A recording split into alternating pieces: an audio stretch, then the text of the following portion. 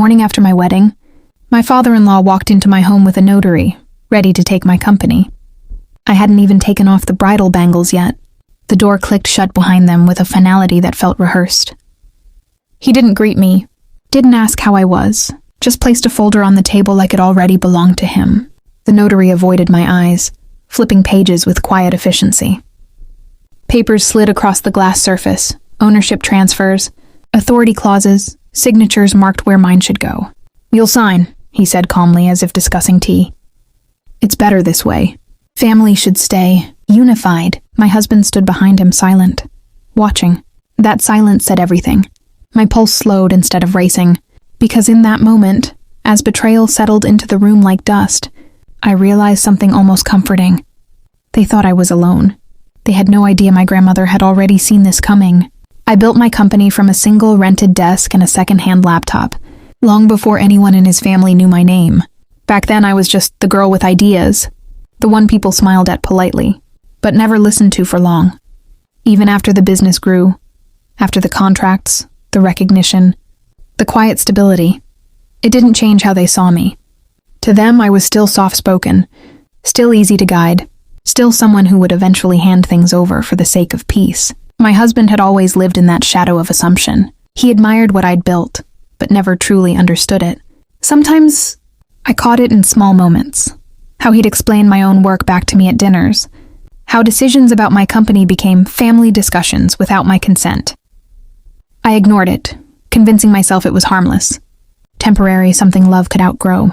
But my grandmother never ignored patterns. She raised me to notice what people reveal when they think you're not paying attention. She used to say, "Respect isn't what they say to your face, it's what they plan behind your back." And over the years, she watched quietly as I was underestimated, as my success became something others felt entitled to manage. I thought she was being cautious. Now, standing in that room with papers waiting for my signature, I understood. She had been preparing. It hadn't started that morning. It had been building in fragments, small, forgettable moments that only felt dangerous once you lined them up. The night before the wedding, during dinner, my father-in-law had asked about future restructuring, his tone light, almost casual. He didn't look at me when he said it. He looked at my husband. My answer had been brief, professional, but it drifted past them like background noise. Later, I noticed my husband's phone lighting up beside him. A message preview, just a few words. "She'll agree. She always does." He turned the screen over too quickly, offering me a distracted smile that didn't quite reach his eyes. Even the way they spoke about the company had shifted. It was no longer mine, it became ours. Then quietly, the family's. At breakfast, his father would ask questions that sounded like curiosity, but landed like evaluations. Profit margins, ownership structure, legal exposure. Each question followed by a pause, as if measuring how much I truly understood of what I had built. And when I answered, clearly and without hesitation, there was always that same glance exchanged between them. Brief, controlled, almost disappointed. Like I had passed a test they assumed I would fail. I noticed everything. I just didn't react, because somewhere in the back of my mind I remembered my grandmother's voice. "Let them think they're ahead." The notary cleared his throat softly, sliding the pen closer to me. My father-in-law leaned back, confident, already certain of the outcome. My husband still said nothing. Not a word. Not a glance. Just that same quiet expectation that I would keep the peace. That was the moment it settled. Not the betrayal itself, I had already seen that forming, but the realization that they believed compliance was part of my nature, that everything I had built could be reduced to a signature given under pressure. Wrapped in the language of family, I picked up the pen. For a second, the room seemed to exhale. My father-in-law's fingers relaxed against the table. The notary shifted, ready to witness. My husband finally looked at me, relief flickering across his face like something earned. I let the silence stretch just long enough. Then I placed the pen down untouched. "I'll need to review the primary authorization file first," I said evenly. The notary hesitated. "Everything necessary is in front of you." I met his eyes, calm and precise. "No, not everything." A flicker of irritation crossed my father-in-law's face for the first time, and in that small crack I saw it clearly. They had planned this carefully. Just not carefully enough. I stood, not abruptly, just enough to reset the balance of the room. "Give me 10 minutes, I said, and walked to my study without waiting for permission. My grandmother's file was exactly where she said it would be. Sealed, indexed, precise. 2 years of quiet preparation, built on experience I hadn't fully understood until now.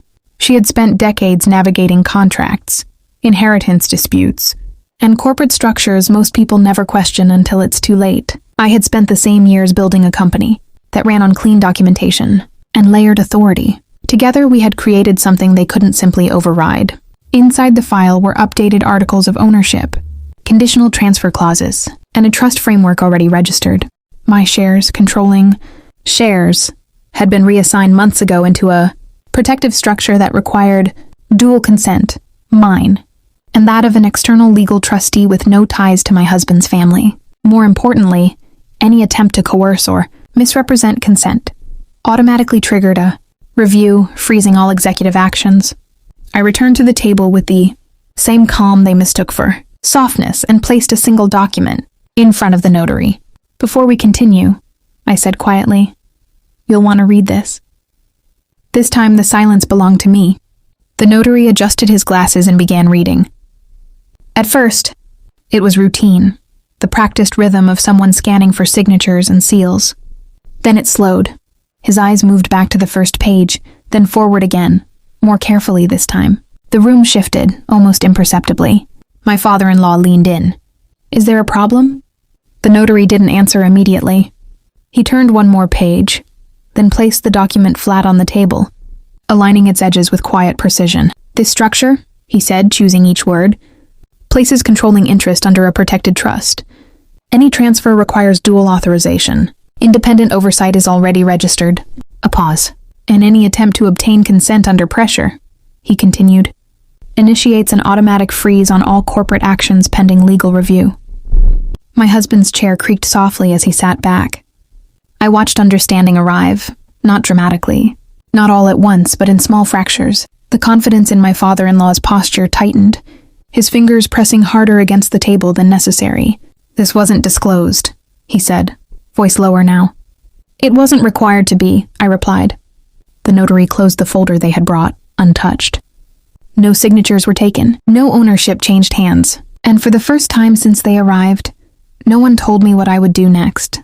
No one argued. That was the first consequence. My father-in-law didn't raise his voice, didn't threaten, didn't even try to negotiate. He simply gathered his papers with measured care, each movement tighter than the last.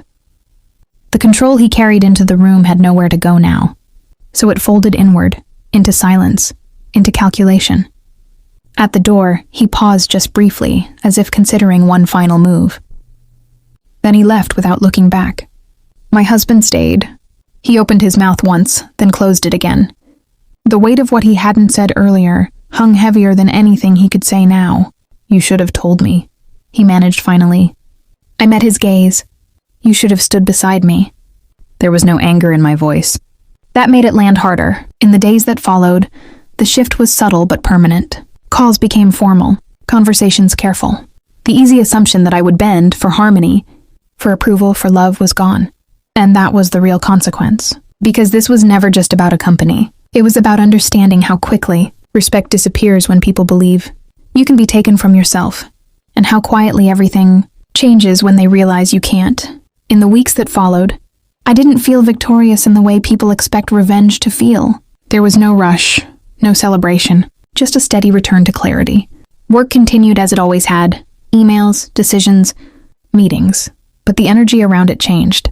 I no longer explained myself twice. I no longer softened my words to make others comfortable with my authority. The company didn't grow louder. It grew cleaner, sharper, more focused. And for the first time, it felt entirely mine, not in ownership alone, but in presence. At home, silence replaced assumption. My husband tried, in small ways, to step closer again, to ask questions, to offer opinions, but something between us had already been rewritten. Trust is not broken in a single moment. It dissolves through realization. I thought often about my grandmother, not as a strategist, not as someone who planned outcomes, but as someone who understood patience. She never needed to confront people loudly because she believed truth eventually arranges itself. Now I understood what she meant. The trap she built wasn't designed to destroy them. It was designed to reveal them. And as I looked at everything I had rebuilt from that morning onward, I realized something simple. Some people try to take your place, but the quiet ones, they make sure there's nowhere left for them to stand.